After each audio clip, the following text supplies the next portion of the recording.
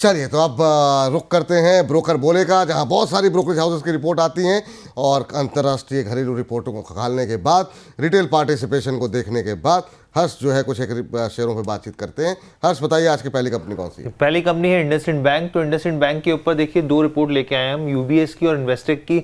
दोनों ने बिकवाली की सलाह दी है। यहाँ पर यूबीएस के टारगेट्स की बात करें तो 600 रुपए का, और इन्वेस्टेक के अगर टारगेट की बात करें तो 625 रुपए का टारगेट यहाँ पे दिया जा रहा है। अब आप ये देखिए कि 20 सालों में पहली बार कंपनी ने यहाँ पे, फिर बात करें बैंक ने लॉस दर्ज किया है यहाँ पर।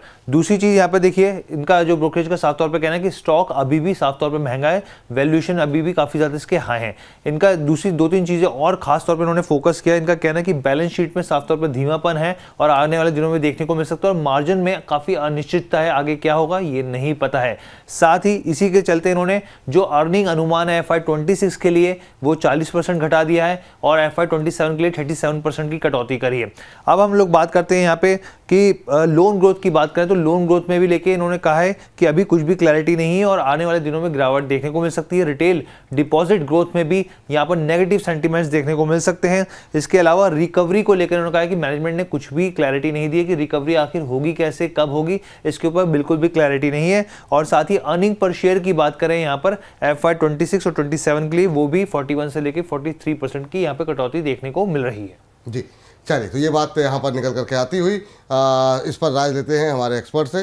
सुगंधा जी, कैसे देख रहे हैं आप आज का इंडसइंड बैंक? नतीजों को लेकर के काफ़ी सारी चिंताएं आई, लेकिन उसके बावजूद हम देख रहे हैं काफ़ी अच्छी रिकवरी, 600-625 तक के टारगेट यहाँ पर निकल के आ रहे हैं। आपकी टिप्पणी पहले क्या होगी? बिल्कुल जी, आई थिंक इस स्टॉक को अगर आप होल्ड कर रहे हैं तो आप जरूर होल्ड कर सकते हैं, बट अगर आप फ्रेश बाइंग करना चाहते हैं तो अभी अवॉइड करें। काउंटिंग लॉसेस, मैनेजमेंट को लेके कंसर्न्स, और अभी जो रिजल्ट्स भी आए हैं उसमें सिग्निफिकेंटली डिसअपॉइंटिंग रहे हैं रिजल्ट्स। सो अभी लगता है 1-2 क्वार्टर इस स्टॉक को और देखें किस तरीके से इस स्टॉक में रिवाइवल होता है या रिजल्ट्स कैसे निकल के आते हैं। अगर आप होल्ड कर रहे हैं तो 620 के स्टॉप लॉस के साथ एक डीप रहेगा ये स्टॉप लॉस, इसके साथ होल्ड कर सकते हैं, पर मैं फ्रेश बाइंग के भी इस स्टॉक में एडवाइस बिल्कुल नहीं दूंगी। ठीक है, फ्रेश एंट्री की सलाह बिल्कुल नहीं है यहाँ पर, और यहाँ पर और ज़्यादा दबाव भी देखने को मिल सकता है, और जैसा कि रिपोर्ट भी कह रही है। जी हर्ष, बताइए दूसरी कंपनी है यहाँ पे पावर फाइनेंस कॉर्पोरेशन, और यहाँ पर आप देखिए मैक्वेरी की रिपोर्ट है, खरीदारी की सलाह दी और 660 रुपए के टारगेट दिए, काफी जबरदस्त टारगेट दिए। अगर एक परसेंटेज के हिसाब से निकाले तो 60% का अपसाइड इनको यहाँ पर दिख रहा है। क्यों दिख रहा है? सबसे पहले तो उनका साफ तौर पे कहना है कि जो नंबर्स है Q4 के वो बहुत शानदार रहे हैं, उम्मीद से बेहतर रहे हैं। दूसरी चीज, रिस्क रिवॉर्ड रेशियो जो है वो काफी फेवरेबल दिख रहा है इनको। साथ ही उन्होंने कहा है कि जो अगर आप पूरे साल की लोन ग्रोथ अगर आप देखें गाइडेंस तो उसको वो मीट कर गए हैं यहाँ पे, और आने वाले क्वार्टर्स के लिए भी यहाँ पे लोन ग्रोथ जो है एक मजबूत स्थिति दिखा रही है। एसेट क्वालिटी की बात करें तो उन्होंने कहा है कि एसेट क्वालिटी में लगातार सुधार हो रहा है, इसके पीछे बड़ी भूमिका यहाँ पे साफ तौर पे मैनेजमेंट ने बहुत शानदार काम किया है यहाँ पे। इसके साथ ही इन्होंने एक चीज और कही है कि रिटर्न ऑन इक्विटी की बात करें, अगर ROE की बात करें तो वो काफी हेल्दी है, और FY26-27 एस्टिमेट के हिसाब से ये 18 to 19% दिख रही है। ठीक, चलिए, तो ये बात PFC को लेकर के निकल के आ रही है। अभी हमारे एक दर्शक कह भी रहे थे कि REC पे नहीं बात की, हाँ पावर कंपनियों में बातचीत छूट गई। प्रदीप सर, आपकी टिप्पणी क्या होगी PFC को लेकर के, और इसके साथ साथ REC के, क्योंकि दोनों के लेवल्स सेम चलते रहते हैं सर, दोनों के लेवल्स अगर आप एक बार रिपीट कर दे तो हमारे दर्शकों के लिए आसानी हो जाएगी। विपुल जी, देखिए PFC मुझे फंडामेंटली अच्छा लगता है। 1,34,000 करोड़ के आसपास कंपनी है, तो बेसिकली मुझे बहुत ही पसंद है। और देखेंगे 30,000 करोड़ के आसपास नेट प्रॉफिट पोस्ट किया है इन लोगों ने। सो अभी ये जो 406 के आसपास चल रहा है, मुझे लगता है कि एक रेंज बाउंड ट्रेड पे चल रहा है बहुत टाइम से। अब देखेंगे कि 440 और लोअर टाइम फ्रेम में 395 के आसपास। तो मुझे लगता है कि जिनके पास है होल्ड करने का सलाह रहेगा।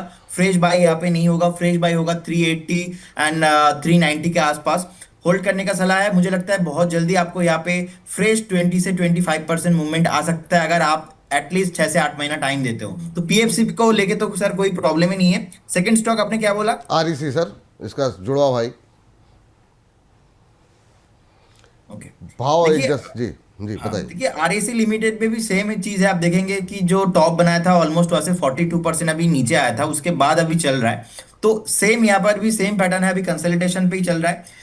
385 285 और 280 पे एक सपोर्ट है, मुझे लगता है वो नहीं तोड़ेंगे। एक बार होल्ड करने का सलाह रहेगा इस काउंटर पे। फ्रेश बाय यहाँ पर भी नहीं रहेगा, फ्रेश बाय जो रहेगा वो है 270 260 के आसपास, अगर कभी भी मिलता है तो उस जोन पे। चलिए, दोनों पे राय हो गई है। लक्ष्मी जी, आप उम्मीद करते हैं आपको उत्तर भी मिल गया होगा। यहाँ पर 480 पे आपने लिया हुआ था। चलिए ठीक है। क्या तीसरी कंपनी कौन सी होगी हर्ष? जी, तीसरी कंपनी है ONGC, सरकारी कंपनी है यहाँ पर, और CLSA की रिपोर्ट है, आउट परफॉर्मेंस की रेटिंग दी है, 360 का इन्होंने टारगेट दिया है, करीब करीब 50% के आसपास का अपसाइड इनको दिख रहा है। अब इनका कहना क्या, देखिए सबसे पहले इन्होंने नतीजे को टारगेट किया। इन्होंने कहा है कि चाहे आप प्रॉफिट की बात करें, यहाँ पर कंपनी के नंबर्स में देखें, एबिटा की बात करें, यहाँ पर साफ तौर पर दबाव देखने को मिला है। जो उम्मीद थी उसके हिसाब से, स्ट्रीट के एक्सपेक्टेशन से ये बिलो रहा है यहाँ पर। अब इन्होंने कहा है इसके पीछे की जो वजह है वो ड्राई वेल जो सेगमेंट है वो रही है, और उसकी वजह से इन्होंने राइट ऑफ करते हुए देखे। हम अपने व्यूअर्स को बता दें, ड्राई वेल सेगमेंट बेसिकली क्या होता है, ऑयल एंड गैस एक्सप्लोरेशन जब कंपनी करती है, ड्रिलिंग करती है, तो जब कुएं होते हैं उसमें कई बार उम्मीद होती है कि जिस ड्रिलिंग की वजह से वो यहाँ पे एक्सप्लोरेशन कर रहे हैं कि उनको गैस मिले या जो ऑयल जैसी चीज़ें मिले, कई बार ऐसा होता है कि वो ड्राई होते हैं, तो इस वजह से जो खर्चा होता है वो यहाँ पर वो बैलेंस शीट में डालते हुए दिखते हैं। तो ये पूरी चीज़ है। और अब उनका ये कहना है कि ऑयल एंड गैस प्रोडक्शन में लेकिन ग्रोथ जो है इनको आने वाले दिनों में अच्छी दिख रही है। उम्मीद है और बेहतर परफॉर्मेंस देखने को मिलेगी। जो न्यू वेल है वो वहां पर जो साथ ही गैस आउटपुट है और बेहतर होता हुआ देख सकता है। जी चलिए, इस बीच ये रहा यहाँ पर CLSA की तरफ से 360 के जो है लक्ष्य जो है निकल के आ रहे हैं। मैम, आपकी टिप्पणी क्या होगी ONGC को लेकर के? 360 का लक्ष्य CLSA ने दिया है। बिल्कुल जी, I been bullish on this stock for some time, but already इसने जो हमारे टारगेट से वो अचीव कर चुका है। Now 255 is a strong hurdle. और हम Q4 के रिजल्ट्स की भी बात करें तो net profit has decline significantly by 20%। So अभी यहाँ पर जब तक 255 के ऊपर ये स्टॉक ब्रेकआउट नहीं देता, फ्रेश बाइंग की बिल्कुल एडवाइस नहीं है। अगर आप होल्ड कर रहे हैं तो 229 के स्टॉप लॉस के साथ इस स्टॉक को होल्ड कर सकते हैं। लॉन्ग टर्म में अच्छी परफॉर्मेंस दिखा सकता है, बट अगर आप टैक्टिकल प्ले की तरह अगर इसको देख रहे हैं तो मेरी एडवाइस रहेगी यहाँ पे करंट लेवल्स पर एक बार बुक करें, लोअर लेवल्स की वेट करें, आपको लोअर लेवल्स पे एंट्री एक अच्छा पॉइंट मिलेगा। मेरी एडवाइस रहेगी to book profits in this stock, at least partially तो बुक करें। लॉन्गर टर्म के लिए we will certainly review this stock, but 255 के ऊपर जब तक ब्रेकआउट नहीं होता, I am not very positive on this stock. चलिए ठीक है, ये बात जो है वो ONGC पे निकल के आ रही है। और इस बीच आखिरी टिप्पणी, आखिरी शेयर पे बातचीत करते हैं। हर्ष, लास्ट काउंटर कौन सा होगा? जी, लास्ट काउंटर है हेक्सावेयर। हेक्सावेयर की बात करें तो HSBC की रिपोर्ट है, यहाँ पे खरीदारी की सलाह 950 रुपये का इन्होंने टारगेट दिया है। अब इनका कहना है कंपनी के मौजूदा वक्त में जो फंडामेंटल्स है वो पूरे तरीके से उसके आने वाले दिनों की ग्रोथ को सपोर्ट कर रहे हैं। दूसरी चीज़ इनका कहना है कि जो परफॉर्मेंस लेवल पे बात करें तो पीयर्स के मुकाबले कंपनी जो है बेहतर प्रदर्शन कर रही है यहाँ पर। तीसरी चीज़ इन्होंने कहा कि सेल्स की बात करें या फिर क्लाइंट की बात करें, कैपेबिलिटीज़ की बात करें, वो बढ़ोतरी देखने को मिल रही है।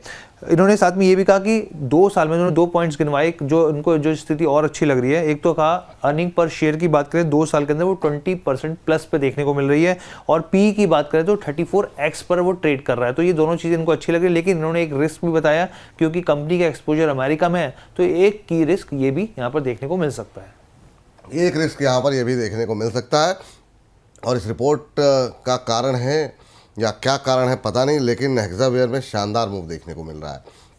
इंट्राडे हाई पे ट्रेड करता हुआ इस समय। प्रदीप सर, देखिए जरा क्या स्थिति बन रही है। 950 का लक्ष्य तो HSBC ने दिया है, लेकिन चार्ट इंट्राडे में काफ़ी शानदार बनता हुआ दिखाई दे रहा है। 800 का लेवल अब पहुंच चुका है। आपकी टिप्पणी क्या होगी? सर, ऐसे जो भी न्यू लिस्टिंग कंपनी होता है ना, मेरा IPO हाई स्ट्रैटेजी आपको मैंने पहले भी बताया था। तो बेसिकली यहाँ पे क्या सीन है, 820 इसके ऊपर, 820 825 इसके ऊपर सस्टेन करना थोड़ा मुश्किल है। देखिए 950 और 900 के ऊपर तब आएंगे, एटलीस्ट मुझे एक 825 के ऊपर क्लोजिंग चाहिए। तो फ्रेश बाय नहीं करने का सलाह रहेगा। जो होल्ड कर रहे हैं आप होल्ड कर सकते हो, लेकिन फ्रेश बाय रहेगा 825 के ऊपर एक बार क्लोजिंग मिल जाए, क्योंकि जो आप देखेंगे IPO आया था उस हफ्ते का जो हाई है ना ऑलमोस्ट 815 के आसपास है। तो मुझे लगता है 825 एक फ्रेश सेफ जोन रहेगा, उसके ऊपर ब्रेकआउट आने दीजिए, एक बार वेट कीजिए, उसके बाद ही यहाँ पे बाय करना है। उस केस में एक फ्रेश रैली बन सकता है, लेकिन फिलहाल अभी अवॉइड करने का सलाह रहेगा। चलिए 820 का वेट कर लेते हैं। जो मोमेंटम देखने को मिल रहा है, हो सकता है 820 आने वाले दिनों में जल्दी देखने को मिले। 52 वीक हाई 847 का है इसका, तो वहाँ से अगर रैली बनेगी तो फिर एक अच्छा मोमेंटम बनता हुआ दिखाई दे सकता है। हर्ष, बहुत बहुत शुक्रिया, बहुत बहुत धन्यवाद आपका आज की तमाम शेयरों पे बातचीत करने के लिए। फिलहाल ब्रोकर बोले में इतना ही।